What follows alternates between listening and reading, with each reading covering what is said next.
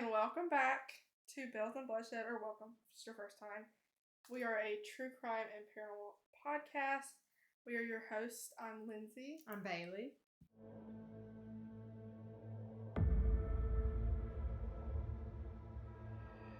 It's been a while, so we have sorry. Some little updates and life things that happened. We were really busy, but got a lot of stuff done. So if you want to start with your life update, sweet tea time, if you will, go ahead.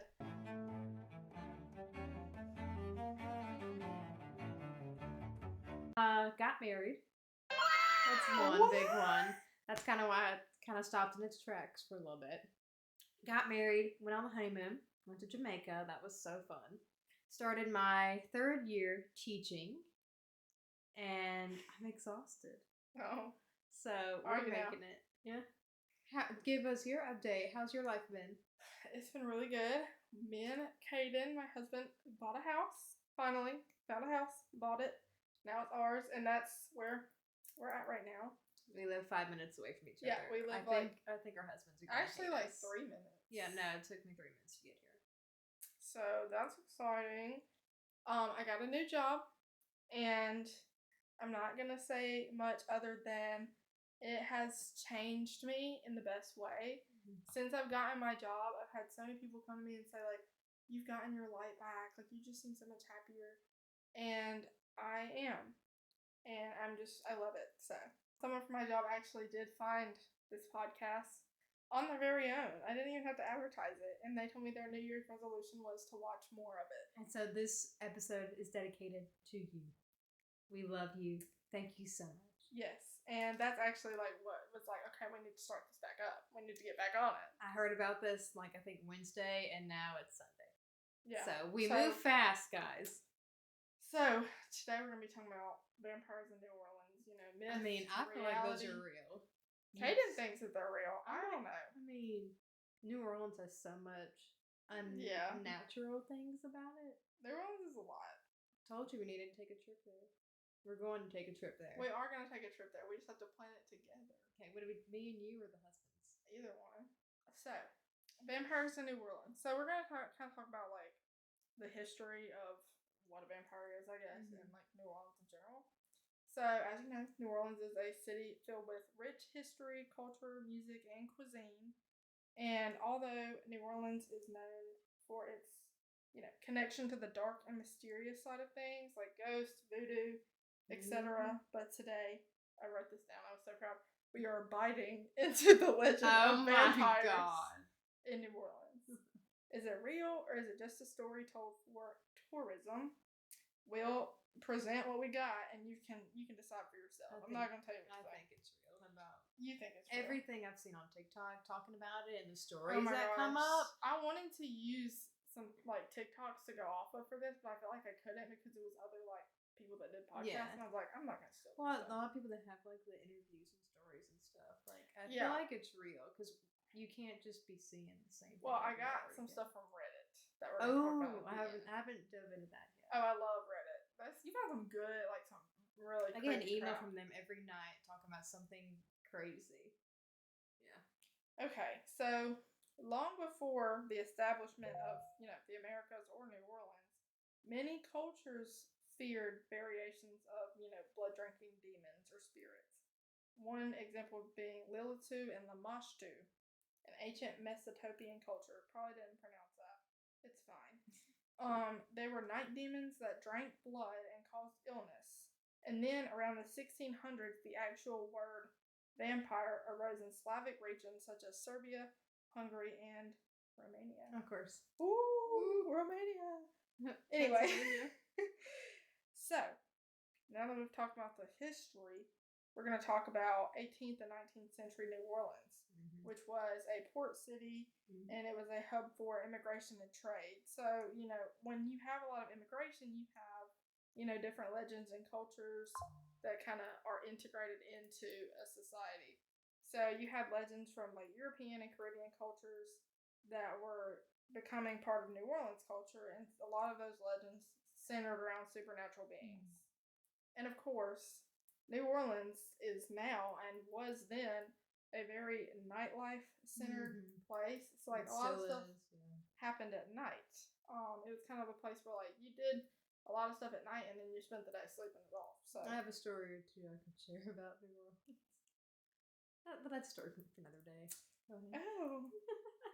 Anyways, during like this kind of time where New Orleans was established, it was, you know, a port city, came the Casket Girls.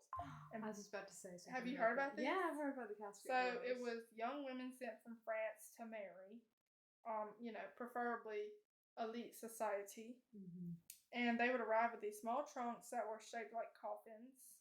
So I guess people call them Casket Girls. Very creative. They said their face and everything was really pale too, right? Yeah, so they said they were really pale and they avoided the sun to preserve pale skin. And they married into elite families. And this kind of went hand in hand with European folklore because, you know, I think it was in the 17th and 18th century, that's when vampires kind of became like what we see as like part of the elite. Like they're rich, they have money, they're like, they feed off the poor, that kind of thing. So like that kind of started the vampires that we know today, like Stefan and Damon, you know, like they got that moolah, all that jazz. Edward Cullen. Yeah, they have money too. So that's kind of like the start of it. And then another big thing was in the 1930s. These are like America's most like famous real vampires, and they're called Warner Brothers. Have you heard about these? No, I haven't. I've actually heard about these before this, but it was two wealthy brothers. They moved into a mansion in the Garden District. Ooh, mansion. Oh. But they were reclusive, rarely seen during the day, and they were known for strange behavior. Upon this, reports came from neighbors that like their pets or neighborhood animals would go missing, and then they would be found drained of blood, and then children started going missing, and that's where folks was like, okay, we got to call the police, like get a hold of the police and be like, bro. So that's what they did.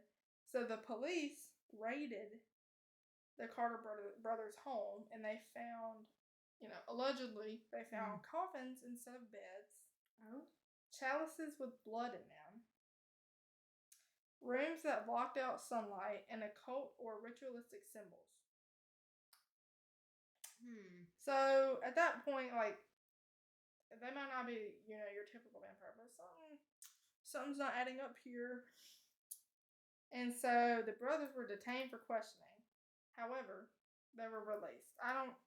To me, I'm like, you know, that could have just been police being police back in the 1930s. Or, you know, maybe they were like hypnotized. They say vampires can do that. I don't know. But they were released and then they just vanished. Goodbye. Did they ever come back? Well, see, here's the thing. If you go on TikTok or Reddit or anything like that, people say, like, oh, I've encountered the Carter brothers. And, like, it's not just in New Orleans, it's other places. So maybe they ran off. But it was like, I've encountered them, but they're still alive and they look young. But they're like, I think it's the Carter brothers. So, I don't know. Do you think that's kind of where, like, people got the idea to do, like, Vampire Diaries based off of those two brothers? That's a good question. That's a really good question. I don't know. But maybe. I mean, they're always running off. I don't know, but that's a good. I didn't even think about that, to be honest with you. Big brain. Big brain. So, you know, folklore and legends, like, you know, they got all kinds of interesting stories, but at the end of the day, like, people don't know modern science. So a lot of stuff can be disputed because of that, basically. And, you know, I've also heard that there are some groups of vampires in New Orleans, but they're just, like, people that say that they're vampires. Yeah. And I feel like part of the problem in my research is people were talking about these things, and they're, like, people, but they, like, drank blood.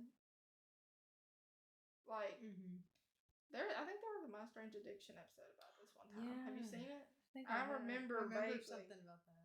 But, like, they say they're vampires, but they're not, like, I mean, they can't do anything. They just drink blood.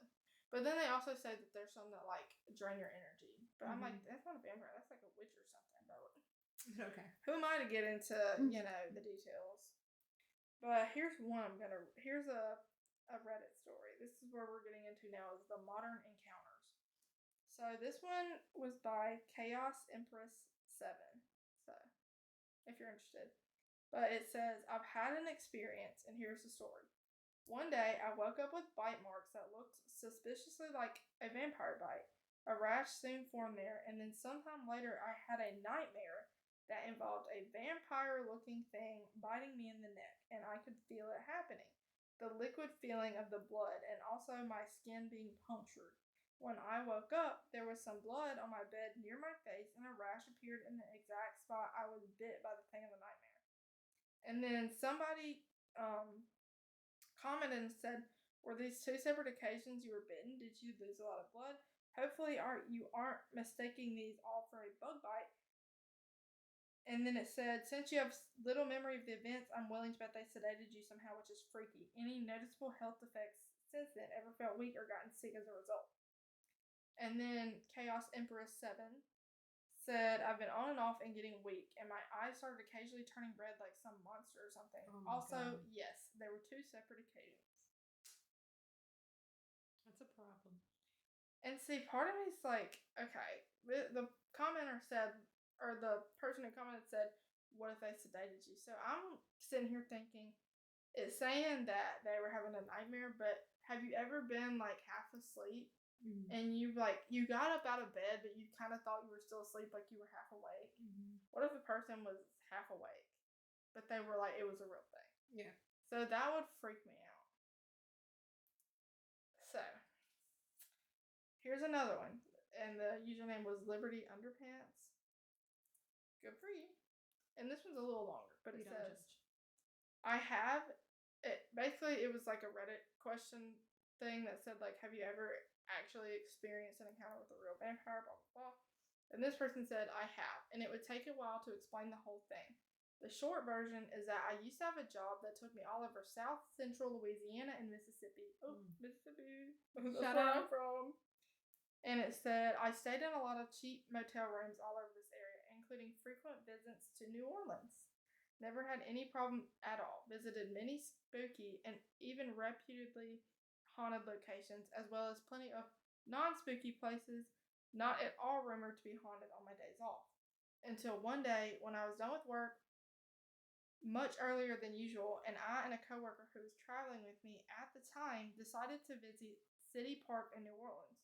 Oh, I love City Park. The park was super crowded because of some event going on. So, on the spur of the moment, we decided to visit one of the larger cemeteries instead. The cemeteries down there are all above ground. So, instead of a bunch of grave markers, there are rows and rows of crypts. The rows are like streets and even have their own signs like streets. I didn't realize it at the time, but it is not hard to get lost in cemeteries like that. You can't see very far in any direction once you get far into them. Many of the crypts are quite tall and close together. Well, we got lost and didn't find our way out until long after dark. We were followed, obviously, and we lived to tell about it. It tried to get us in our motel room, and it almost did. I don't know how else to describe it other than it was black, like the blackest black. Not like a shadow person. It did not have the shape of a human being. It was predatory. Bruh. What am I? Can I speak? It was predatory and intelligent. It hypnotized us, told us things. I don't know what broke its hold on us, but I think we got really, really lucky. We left that motel room and spent the night driving around. I quit that job and moved across the country soon after this happened. We were not looking for anything like that or anything at all. We were just killing time and doing a little sightseeing on a slow afternoon. That was not the only encounter I had with something in a motel room in New Orleans. And I would highly recommend that anyone who visits New Orleans stay in a decent hotel. Avoid the cheap motels along the Jefferson Highway and stay out of the cemeteries unless you pay for a guided tour. It's very easy to get badly lost down there. So, honestly, I don't really know if that's a vampire. I just thought, like... That is kind of creepy, though. I mean, I just thought it was a heard little of that. fun little story. I mean, creepy, but cool. But yeah, I mean, a cemetery during the dark... I mean, that's like one of those that things. That would be like us going to, That's like, if you're going to do that, you're going to be the first to die in a horror movie. I would be like us. Remember when we went to that cemetery here? We went straight in the, like, early hours. Did you see the queen, the gypsy queen? I remember.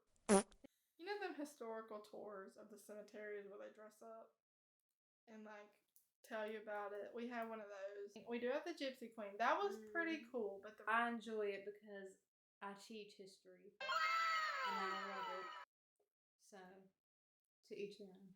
You know what? Yeah. And I'm glad to have Lindsay to go and do those adventures. Okay. So this one I thought was really interesting. So this was by _poke_me_harder.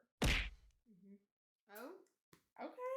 And it says, I have told people this story before and people just don't believe me. I lived/went to New Orleans and my ex-boyfriend had gotten possessed by a vampire. Let me just say on a side note, like when I read this, when she says possessed by a vampire, I think she means he like turned into a vampire. Or I'm assuming it's a she. It could be a he. We don't know. Either way, this person, they say possessed, but I believe that they think their ex-boyfriend was turned into a vampire. So it says, my ex-boyfriend had gotten possessed by a vampire, and I ran into him a couple months later in a completely different state, and he looked completely different. He actually did look more handsome, and he was just very odd in his behavior. He was very welcoming towards me, but the way he looked at me, it was very off-putting. And just something about him has changed. You can tell something was different both mentally and just his energy was completely off. He still visits New Orleans, to my knowledge, every so often. He's very mysterious. He's just very different. I don't know how to explain it. He doesn't even live in a house anymore. Like, this vampire stuff is real. I don't care what anybody tells me. I will sound crazy until the day I die if I have to. I know exactly what I see. He is definitely 100% a vampire. So that one wasn't like that great of a story as far as like details. But the one that's been the best was like the cemetery one. Yeah, I thought so too. But basically, most of the stuff that I found was just people saying like vampires are real. Like I've seen them. They're in New Orleans. Blah blah blah. But it's not like, oh, like, you know, I got choked out by a vampire. It just says like, oh yes, vampires are real. And so I'm kind of like. I saw one video, and this was recently, I think about a week ago, and these girls were going to different like bars in the area, and they saw these two guys, and they were cute. And they're like, "Oh, we know a hole in the wall place we could go to," and they were like, "Yeah, sure." So they got in the car with them, and it was like 20 minutes. Was it like the Fogo de Chao bar? I don't know what it was called. That's like the vampire bar there. Well, they went, and then it was 20 minutes of them in the car. And they're like, are we there? Almost there? Like, it's been a while. They're like, yeah, just a couple more minutes. It was like a 40-minute drive to wherever they were going. They just met these two guys. Well, why did they get in the car? Because one of the guys, the girl thought was cute. And, okay, relatable, you know. But we're both relatable. But back you then. You should not get in a car with somebody that you think is cute, like, if you don't know them. Let me just say, from a safety standpoint. Yeah, safety standpoint. I 100% agree. But they went there and they're like, because everyone just kept staring at them, and they kept trying to order like a drink at the bar. They're like, okay, I'll have a Sazerac, and everyone's like, they were like, what? And they were like, here, can we have this drink instead? We don't know what you're talking about. And they were just like, I don't know, like I'm just getting a weird feeling, and everyone kept staring at them. And they ordered an Uber, and then they found out when they were leaving, you know, Uber came and got them when they got back to their hotel. One of the girls forgot her employee IG, and they think they might have left it at the bar, but they remembered the name of it. But every time they would pop it in, it didn't show any results. So they remember they took an Uber, so the Uber tracks like locations and stuff. So they ordered an Uber and they took them there to that location. There was no building, nothing, just a field. Really? Yeah, and they were like, how is this possible? And they were like, the guy's like, yeah, y'all drove a pretty long ways out here, and there's nothing out here besides just like woods and stuff. And the fact y'all say there's a building here, that's crazy because there's no alternate reality. Yeah, so they were thinking. Oh, those stories creep me out. That is pretty creepy. Like the Tomorrowland one. What's that? I don't know. It's some Disney movie, but she like touches the coin and she's in a different place. But it was like. I never watched it, but the previews always confused me. But like anything that's like alternate reality, like those kind of stories, like they just freak me out. They always kind of unsettle me. unsettle you. I'm sorry. It's okay. Well, how long, if you had to pick, give me your top 3 things you would do in New Orleans having read these stories. Like, what would you go to? What would you stay clear of? Well, my number 1 in New Orleans is always the aquarium. Safe on that one. Okay. I've been to the Deaf Museum. That was pretty nice. See, I haven't been, but I would go to that. Like, I would go to really just about any, like, I would definitely take like a ghost tour or vampire tour or whatever in New Orleans, but I realized that pretty much all of them are either staged or corny. And she hates corny because I hate corny. I'd rather it be staged than corny because, like, if it's good enough staged, then I like might believe it and be like, oh my gosh. Hey, don't remember the creepers out to get you, girl. If I like, okay, let me just say, if you're gonna start a ghost tour business or like a haunted tour business, I would suggest not getting all of your content from a popular horror movie and alluding to that the whole time. Because people are probably going to put that together. Just saying. The creeper. Yeah. Yeah. And that wasn't even in Mississippi, I don't think. Like, the movie wasn't in the Jeepers Creepers? Yeah. I think that was in Florida. Well, we're not in Florida. No, we're not. But it was a fun tour. I did it once before with some friends of mine, and then I was like, okay, let's bring Lindsay. Well, what was I gonna say? You know what we could do in New Orleans? A bayou cruise. Oh, the swamp tours? I love those. I've never been on where they get the alligators that come out the water. Yeah, and just like, here you go. Yeah, that's great. There you go, gators. Okay, and your third one? You said the aquarium, gators. Honestly, like, probably the quarter. Get like a good go and like find a good restaurant and sit up on the balcony because I just like people watch. Yeah, people watch. And people get out in the street and they're dancing. I just think it's hilarious. I love it. It's hilarious to me. Yeah. I love people watching, and New Orleans is one of the best places to people watch because there's all kinds. You will never be surprised with what you see, and I remember I did our engagements there, and you just never know what you're gonna get. But anyways, I hope you enjoyed this episode. If you didn't enjoy it, you know what? Don't just write us off because we're getting back in the swing of things. We're also thinking of going to different haunted places in our hometown. I've already been reaching out to different areas. One guy said, well, come on. I'm ready when you are. And I was like, all right, bet. Yeah, so, we're not going to do that corny stuff and be ripping off the Jeepers Creepers. We're going to be for real about this. So lock in. Lock in. And that's all. So please subscribe and like and stay tuned for more because we are back and better than ever.